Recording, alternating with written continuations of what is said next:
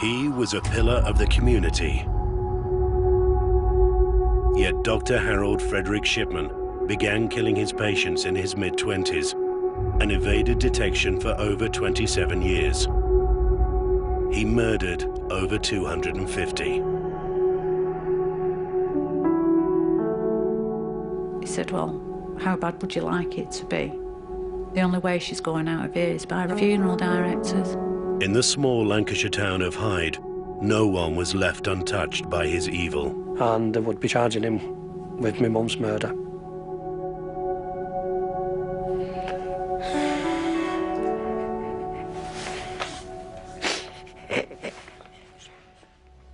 To catch this serial killer, the police had to dig up his victims from their place of rest. You became very aware of the smell. And to unravel his well-covered tracks. He wasn't as clever as he thought he was in being able to explain his way out of this. With exclusive access to Shipman's own prison letters. He said that the CID was selfish, pompous, self-important and glory hunting. This is the story of how Britain's most prolific serial killer got away with murder for 27 years.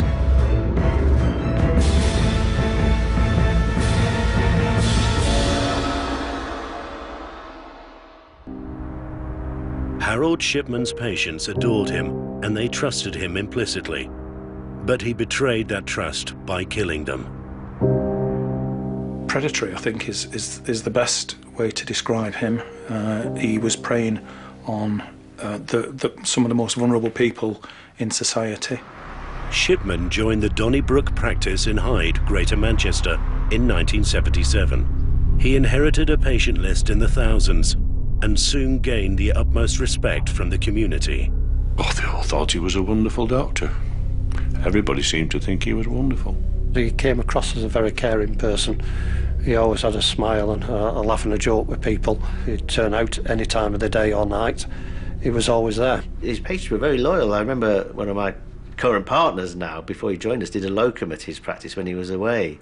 And patients just wouldn't book in to see him. His surgeries were half empty, and they all said they'd wait a week or 2 weeks till Dr. Shipman returned to see them. But it was different if you were a colleague. Almost sort of very sort of condescending, you know, as if dismissing you as your views as being worthless. Particularly when he was talking to pharmaceutical reps who would come in. He would take great pleasure in almost reducing them to tears. When Shipman joined the Donnybrook practice, he'd already killed sporadically. But in Hyde, he established a method of killing almost impossible to uncover.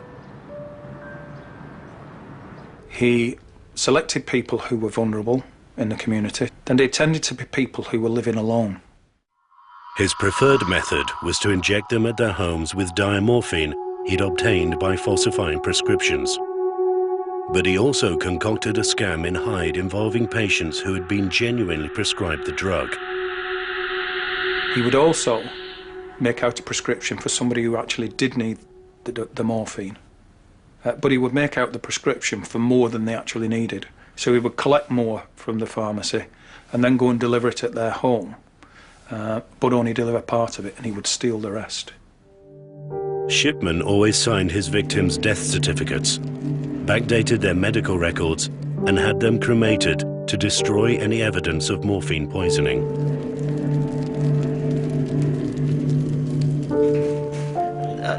I find all of his behaviour that's subsequently come out as almost incomprehensible, really. It does. It goes against all our sort of ethics and morals of why we do the job, really. Shipman was a determined killer and meticulous at covering his tracks, but he still made mistakes. And some people did make complaints against him. In 1985, he misdiagnosed a patient who went to the General Medical Council. It didn't investigate. In 1989, a case of negligence against Shipman was settled by the payment of a six-figure sum.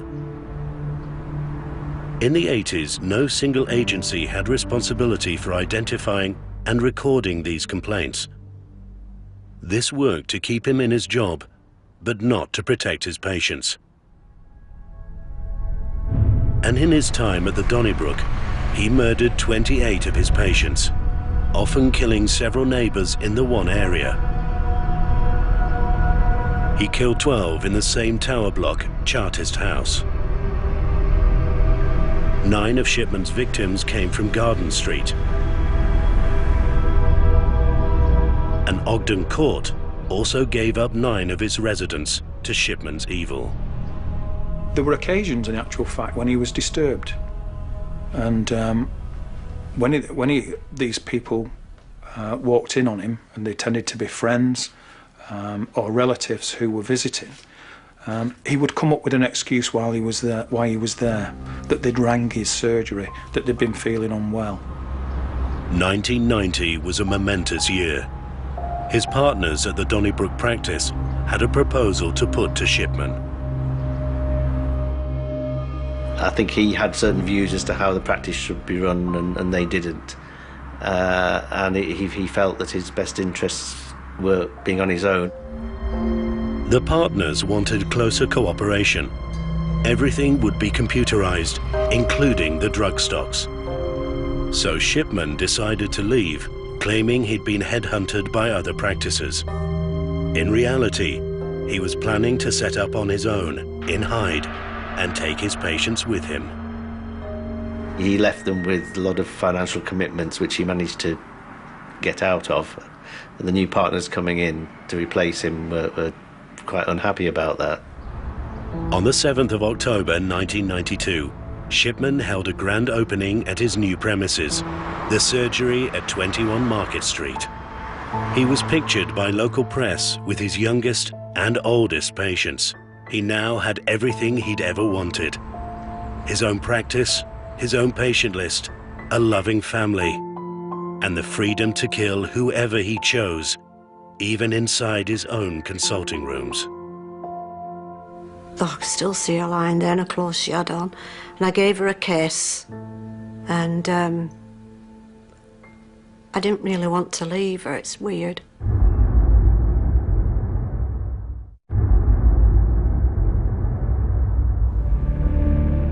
Dr. Harold Shipman of 21 Market Street, Hyde, enjoyed complete loyalty from his patients. In 1992, he was 46. Primrose, his wife, was 3 years younger. They had 4 children. They'd lived in Hyde for 15 years. Shipman stuck rigidly to routine both at work and at home. He'd leave his Market Street surgery at 6 p.m. on the dot every night and drive to the family home near Mottram. Primrose would always be cooking the evening meal. He never kissed her. Most evenings, Shipman would bury his head in the business pages of the newspapers, checking the stocks and shares of the investments he'd made over the years. When the children were young, the family had holidayed in the south of France. He and Primrose fell in love with the region, and he dreamed of buying his own cottage and vineyard when he retired. But the reality of home life was very different. Primrose had allowed the once pristine house to become run down. One police officer said when they searched the house in Mottram, it was so dirty your feet would stick to the carpet as you walked across it. And they were just shocked at how dirty a doctor's house would be, because they expected something different from a doctor. By 1994, Shipman had 3,124 patients on his list at Market Street. I think he actually went up to the maximum list size, so I think he had about 3,500 patients as a single-handed doctor, which was as high as I think you could go. Remuneration was dependent on your list size largely in those days. After 20 months as a sole practitioner, he'd killed 23 of his patients. In June 1994, he murdered Alice Kitchen. Alice Kitchen moved to Hyde in the 1950s. She was a strong character who experienced some difficult times in her life, but her strength of will always prevailed. She's from County Tipperary in Ireland, so she came over here, as a lot of Irish families did, looking for work. She wasn't in the best of health, to be honest with you. She had 1 or 2 illnesses brought on by my father, who was an alcoholic bully. He destroyed my mum's health. but she always fought back to bring the family back together. Like fellow residents of her age, she was grateful to be Shipman's patient and trusted him completely. She thought he was an excellent doctor, to be honest with you. He was our family doctor and had been since I was small, so we knew him quite well. On the 12th of June 1994, Alice was at home here in Hyde, recuperating after surgery. She had a hysterectomy and she was recovering quite well, no complications. She was quite a strong character, so we expected her to make a full recovery. So it came as a massive shock when, 5 days later, her son Joe received terrible news. I was at home with one of my sisters.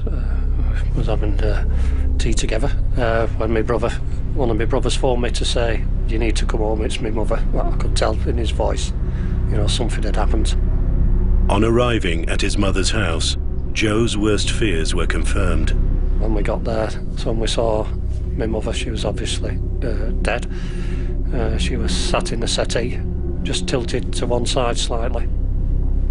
I remember asking my brother what had happened. He said he got home from work and found my mum there, so he phoned for an ambulance, and we were shocked because health-wise she was absolutely fine, so it was devastating, to be honest with you. Joe and his family soon realised that Harold Shipman had visited Alice at her home earlier that day. There was a letter left on the mantelpiece from Dr. Shipman to say that he'd visited my mum earlier, that she'd obviously had a stroke. She refused to go to hospital and wanted to wait for my brother coming home from work and to ring him when he got home.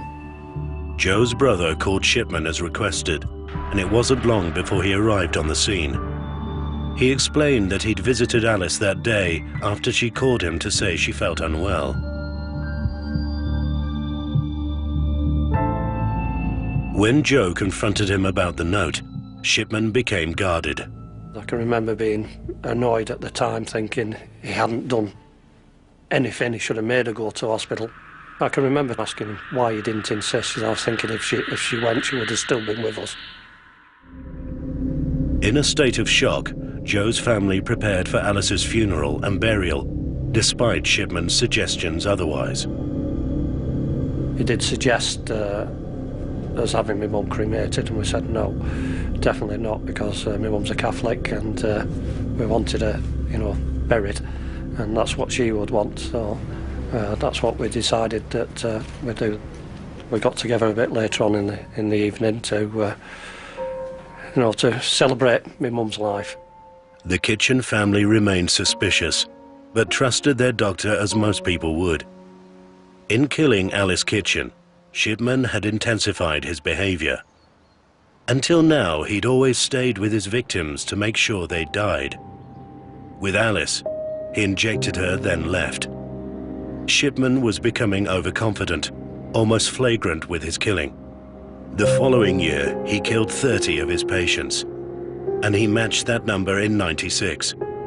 But the more he murdered, the more brazen and barefaced he became. He even killed inside his own surgery rooms. 72-year-old Edith Brady was a larger-than-life personality among her family and friends, and was a popular face on the streets of Hyde. Oh, she was the best, the very, very best. She was fun. She liked to joke. She'd laugh, big belly laugh. We used to take the mickey out of her sometimes. She'd say cheeky bogger. She's like my second mum. So, yeah, I miss her. Like many of her friends, she adored her local doctor and would visit his Market Street surgery several times a week. She liked Shipman. Just said nothing but good things about him. He's like the best thing since sliced bread. From when he first joined the practice, people just thought he was great. I think my grand's day was, I'll go out, go to the doctors, and I'll go shopping. But these regular visits had little to do with any health issues. She'd ring me up, "Oh, I'm not well today." And I'd say, "Why, what's wrong?" "I don't know, but I'm going to see in Shippy." So she used to call him. She'd always say there was something the matter. Every day we had something new. She had a bad knee, but she could move, let me tell you. Well, apart from a knee that she'd had done, she seemed okay. Although she'd tell you she wasn't. That's why she was off to the doctors again. But her numerous visits to Shipman revealed a different side to his nature. He'd be short with her. Like she'd go down and say, "Oh, he was in the right mood on him today. He was right off with me." Anyway, I'll be bloody telling him next time. It was just the tone of his voice, I think. And she knew then that he was in a bad mood. He'd got it on him. Bad-tempered bugger, something like that, she'd say. On the 13th of May 1996, Edith left her home on Bearswood Close to keep a 10 a.m. appointment at Shipman's surgery. It would be the last visit she ever made. Shipman tried to phone my mum, but he couldn't get in touch with her, so he had to call my dad. And said that got Mrs. Brady in the surgery, she's been taken ill. And my dad said, "Oh, well, how bad is it?" He said, "Well, how bad would you like it to be? The only way she's going out of here is by Robinson's and Jordan's, which is a funeral director's."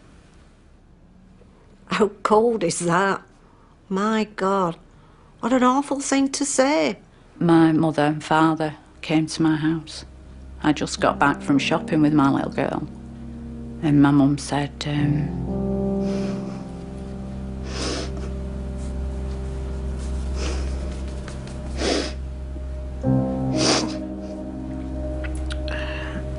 "Granny's dead. She's died."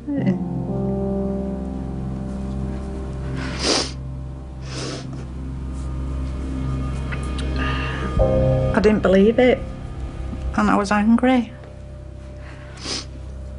And I just said, what do you mean? No, she's not. And I wanted to see her because I didn't believe it. Pam and her husband immediately drove to Market Street to find an aloof Dr. Shipman treating his patients as normal, while Edith Brady lay dead and alone in a side room. She was lying on this couch. She got her clothes on, all tidy as she was. Her shoes were still on. Her green coat was on back of the chair. So I stroked her arms and then said, "Well, I'll just leave you with her for a few minutes. I've got somebody to see." So we went out to see another patient. For a fleeting moment, Pam sensed her mother might still be alive. But Shipman's reaction was one of panic rather than hope. I was looking at her and I thought she'd moved. And he pushed past me and my husband and he said, "Oh God, don't say that, I hope not." And he went to her and he checked her and he looked in her eyes and he said, "Oh no, she's gone." And so I walked over to her and I could still see her lying there in her clothes she had on. And I gave her a kiss and I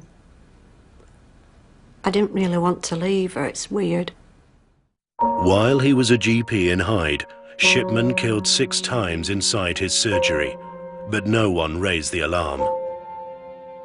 If you had a collapse and a death in the surgery, that would be so unusual that you would discuss it with your colleagues and it would be shocking to you and upsetting for you and your staff. I think in my career I've probably seen 1 or 2 and I've been qualified for 30 years now. Shipman stated that Edith had died of a heart attack, but there was no evidence that he'd attempted to save her life. And if you're working in a building with receptionists and nurses, they're trained in CPR too, so you would always call somebody else. And then you would start CPR and get the receptionist to phone for an ambulance too while you were doing it. Like all of his victims, Harold Shipman signed Edith Brady's death certificate and she was cremated. all part of his plan to avoid detection. Shipman had become a confident liar and was never questioned by his staff or patients. And now he started backdating medical records to justify their deaths. So what he did was put down that they'd died from a heart attack, when in actual fact he'd murdered them with morphine.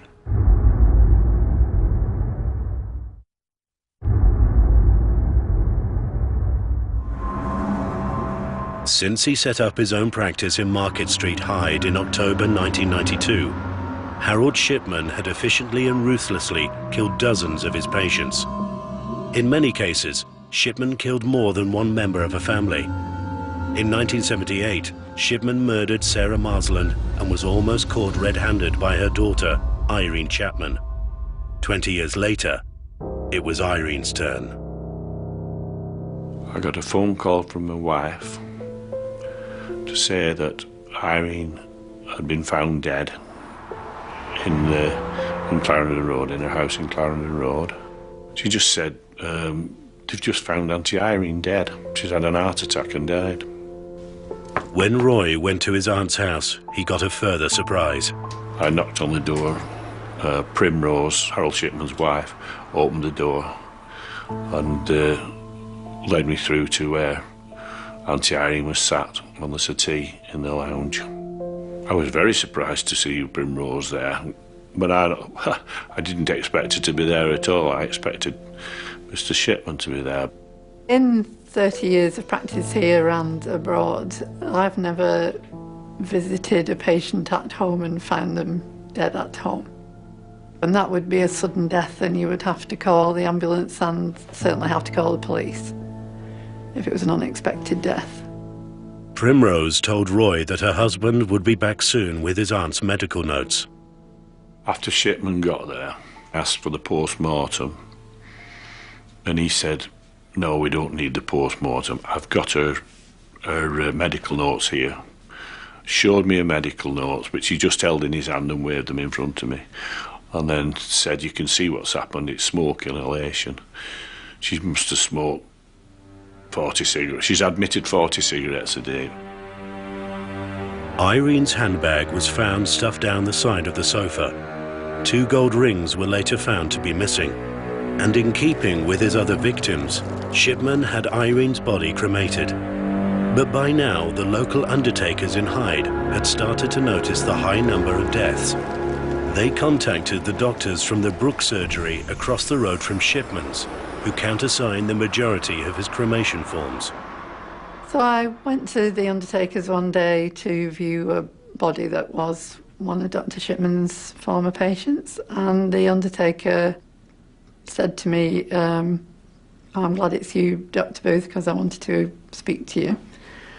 I have some concerns about Dr. Shipman's patients, and I think he might be killing his patients. I said, why would you think that?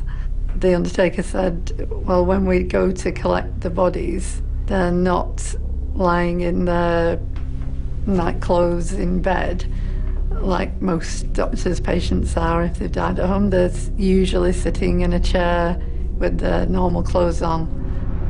This unprecedented allegation left her and her partners at the Brook surgery stunned. You have to remember at that time, before the whole thing started, that we all thought it couldn't possibly be true. This is impossible. It's not going to be. There must be some explanation. You know, this guy is a well-respected doctor. He's unlikely to be killing his patients. But we can't just ignore the information we've got. We felt we had to do something about it. We felt that the coroner was the first point of contact we should make. So on the 28th of March 1998, Dr. Booth's colleagues alerted the local coroner to their concerns. He took the issue seriously and asked the police to investigate, albeit discreetly. When the police did the initial investigation, there was a body at the undertaker's at that time. There could have been a post-mortem carried out on the body that was at the undertaker's. But a post-mortem wasn't carried out. I don't know why. I think they looked at a few records superficially and they couldn't find any reason to take things any further. 3 weeks after it was launched, the police investigation was halted. I think one of the difficulties with that earlier investigation was getting over the sort of credibility gap was something that I refer to it as being, which was that, is it true what we're saying, that there was a doctor murdering people? Shipman was free to kill 3 more times.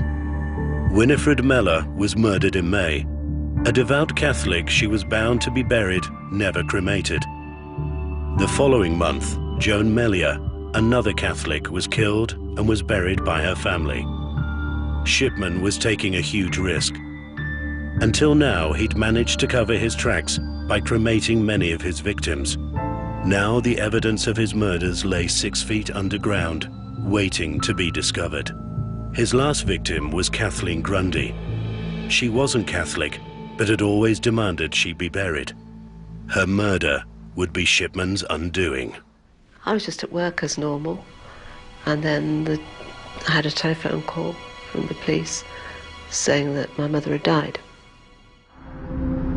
Dr. Shipman told the Woodruffs that Kathleen had died of old age. We knew perfectly well that that wasn't right, but then he sort of vaguely implied that that he'd seen her recently, and so he knew the case, so it wasn't.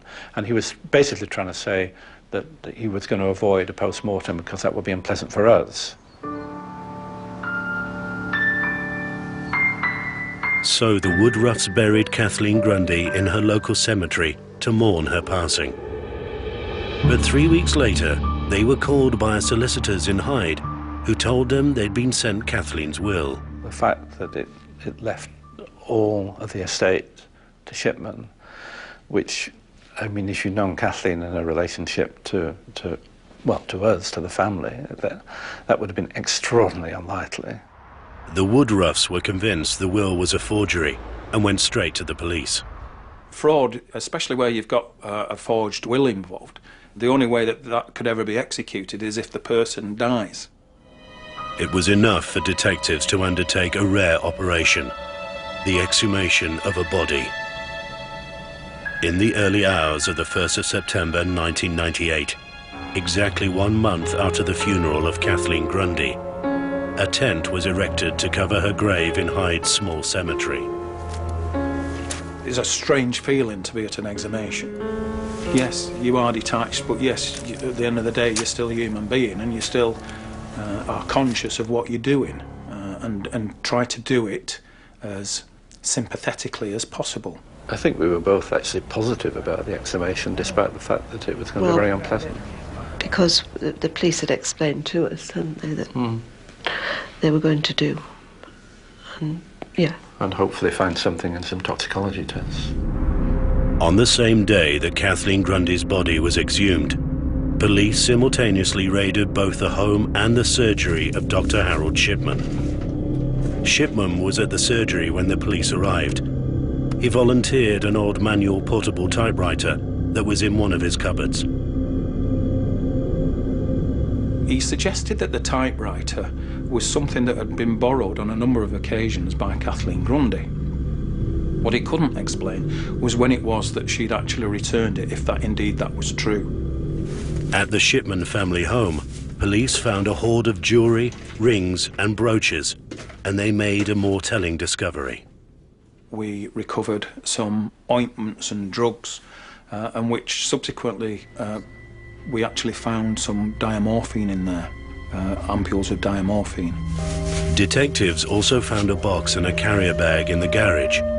Between them, they contained the medical records of 150 of Shipman's former patients. Some were labelled with a red pen, simply stating, dead. This was the tip of the iceberg, was how I was viewing it at that stage, and I could see that it was going to mushroom as time progressed. A few days later, the tissue samples from Kathleen's body had been analysed. The Forensic Science Laboratory were able to tell us that they'd actually found morphine in the body of Kathleen Grundy at quite high levels. On the 7th of September 1998, Dr. Harold Shipman was arrested and charged with the murder of Kathleen Grundy. It was hard to believe, and in fact sent him a card to support him at that time. I mean, I just think we were incredibly stupid not to see something earlier on, and if there hadn't been a Ford's will, we would have probably done nothing. I think we were all thinking, could we have done any more? Could we have pushed it any more? Could we have had more investigation? I was quite shocked at the time, and then I think I started to convince myself that maybe my mother was one of his victims after all. Detectives had no option but to begin an investigation into all recent deaths of Harold Shipman's patients. It would be life-changing for everyone in Hyde. We got a call from Bernard Postles, who was running the investigation for the police, and asked to go along and attend a meeting. I can clearly remember being in the incident room and being walked round, but noticing all these very, very big whiteboards. I mean, they were massive on the walls. And there was these big lists of names on them. How on earth are we going to ever do this? How will we ever cope with all these people? Because even though there's one person's name on that list, their family could be 5 people, could be 10 people. In a typical year, there may be 3 or 4 exhumations carried out throughout the UK. Between August and December 1998, there were 11, all of whom were Harold Shipman's patients, all in Hyde. Personally, it took a great toll on me.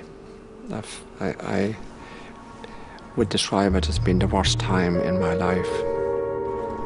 On the 22nd of September, the body of Winifred Mellor was exhumed by police.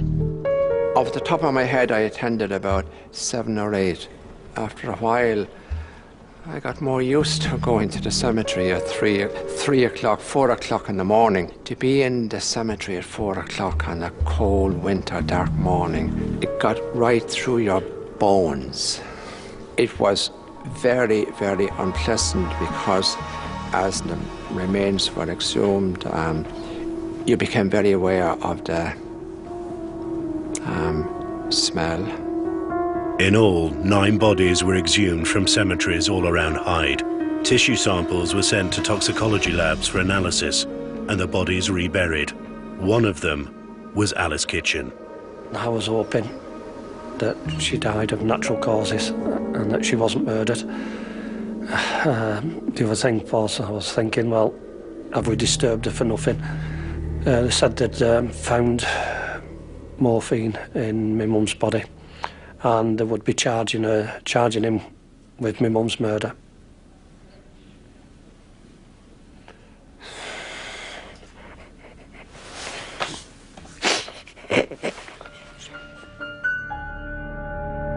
But the presence of morphine in the bodies wouldn't be enough to gain convictions. The police needed more. We discovered that some of the paper records had been altered by Shipman.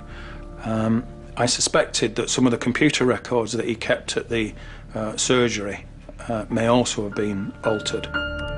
Shipman didn't realise that his hard drive recorded, to the second, every alteration he made to a patient's records. The police particularly focused on the computer records associated with Winifred Mellor. There's no doubt in my mind, having looked at the evidence that was available, that the best evidence against Shipman was in relation to Winifred Mellor. And so I tasked the officers who were doing the interview with interviewing him first about that particular murder. On the 7th of October 1998, Shipman, held on remand awaiting trial for the murder of Kathleen Grundy, was questioned by police. I had come to the conclusion that in actual fact he wasn't particularly comfortable answering questions from a woman, and that he probably didn't hold them in a great deal of regard, especially given that many of the victims had been women. So consequently I wanted to introduce a woman to the interview as well, which is what I did. So there was a male detective sergeant and a female detective constable who conducted these interviews.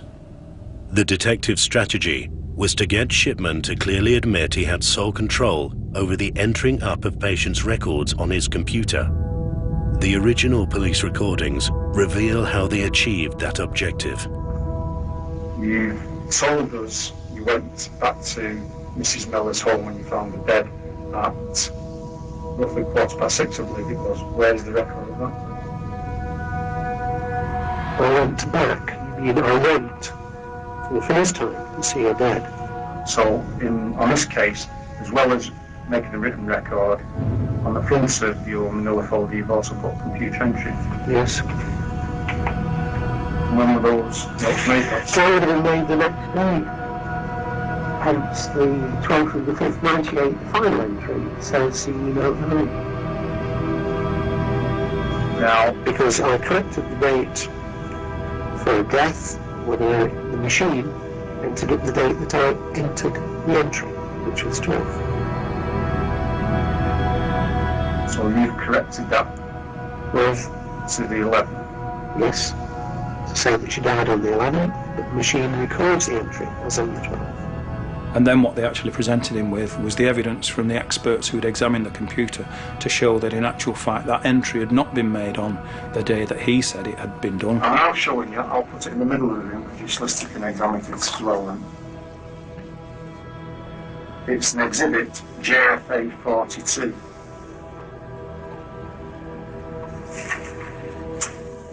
And it's an insertion behind your computer. There's a ghost image and it records what's placed in, when, and what's removed. I have no recollection of me putting that on the machine. It's your passcode, it's your name. It doesn't alter the fact I can't remember doing it. Once he actually realised what was being put to him, he actually went very, very quiet. Shipman was taken back to his prison cell, where witnesses described him breaking down. Detectives called in a psychiatrist to determine if he was fit to face any more questioning. He managed to regain his composure. He was calm and collected. He wasn't arrogant with me, but he was a very controlling man. His manner was very contained. His answers were very calculated. He gave the impression of, well, he always answered the question, but always managed to give the impression of giving an answer that was devoid of any manner of giving assistance, as it were. He was an intelligent man. Shipman was deemed fit to carry on and was charged with the murders of 3 more women. And as letters from his prison cell exclusively reveal, he continued to display contempt and arrogance. He said that the CID was selfish, pompous, self-important and glory hunted.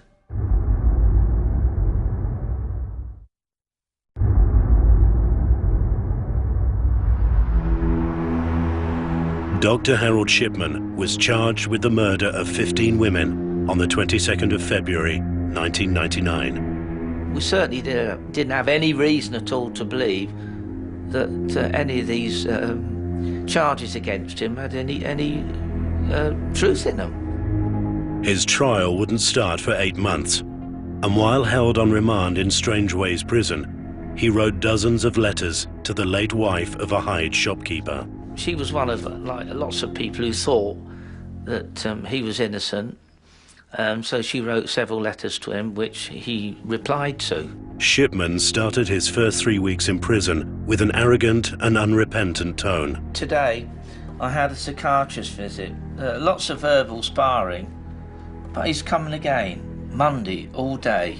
That should be fun. Having celebrated Christmas in Strangeways, his mood deteriorated, calling January the most desperate of times. He seems to be getting more frustrated because things don't seem to be going his way. He seems to be up against it a bit, and I think he seems to be getting more down. As his trial drew closer and the evidence against him mounted up, his resentment towards the police was clear.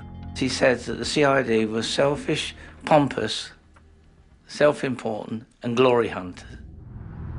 On the 5th of October 1999, Harold Shipman went on trial at Preston Crown Court for the murder of 15 of his patients and the forging of Kathleen Grundy's will.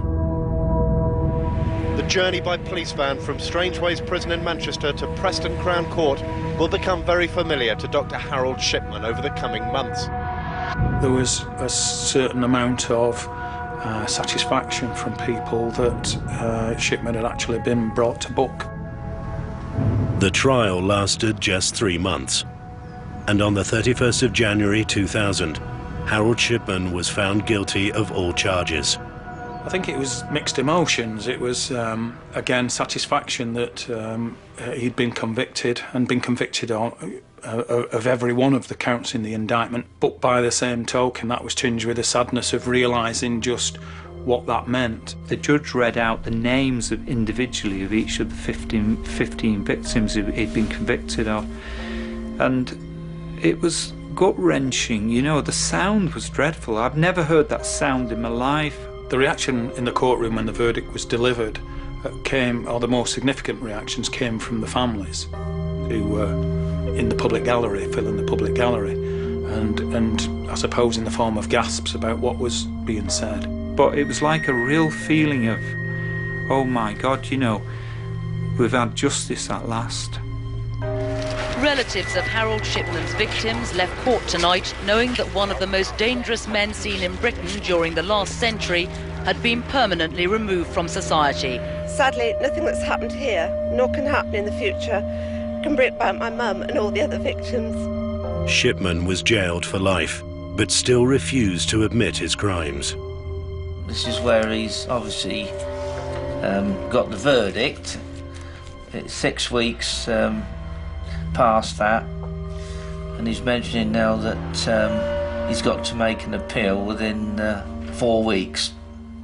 The jury sat there listening to all the evidence. I said they've obviously decided without doubt he's guilty. So I said, for whatever he said to you and for whatever he's implied to anybody else, he's just telling a pack of lies because he's guilty. Shipman never lodged his appeal, and he began his life sentence initially in Strangeways, but was moved to Wakefield Prison in May 2003. In Wakefield, he studied history and even held surgeries for some of his fellow inmates. But all along, he was planning one more death, his own. I think he realised then that they'd reached the end of the road.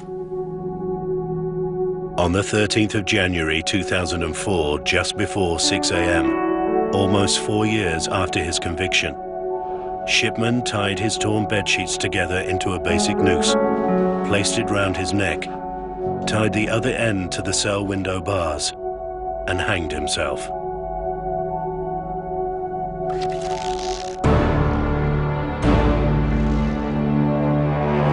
It was a news flash that he'd been found hanging in his cell. I couldn't believe it. I just couldn't believe it. I just thought he's cheated. He's cheated us. I was hoping that he'd rot in prison. First of all, he never owned up to it, denied it, and then he's just gone. Well, he's taken it with him. Whatever he knows, it's gone. There were times when he very much felt himself to be the victim of the process. You know, the victim of an intolerant and unjust social response, of a willful lack of desire to see that he was intelligent and had what he judged to be superior abilities. Subsequent inquiries found that Shipman probably killed at least 250 people. He basically had no remorse, no sympathy whatsoever for all of these hundreds and hundreds of victims who went to their deaths without, you know, without a backwards glance. Exactly 1 year after Shipman was convicted, an inquiry was convened to safeguard patient security from future murderous doctors. And while several recommendations were made to improve doctors' accountability, many believed that another doctor like Shipman could easily kill again. It could still happen. There's been a lot of discussion, there have been a lot of reports that have come up because of this, but at the moment the legal system is such that we don't do toxicological tests on everybody who dies. We don't even do it on everybody who has an autopsy. I think that despite the recommendations that have been made following the inquiry, the public inquiry, that it is possible that this could happen again.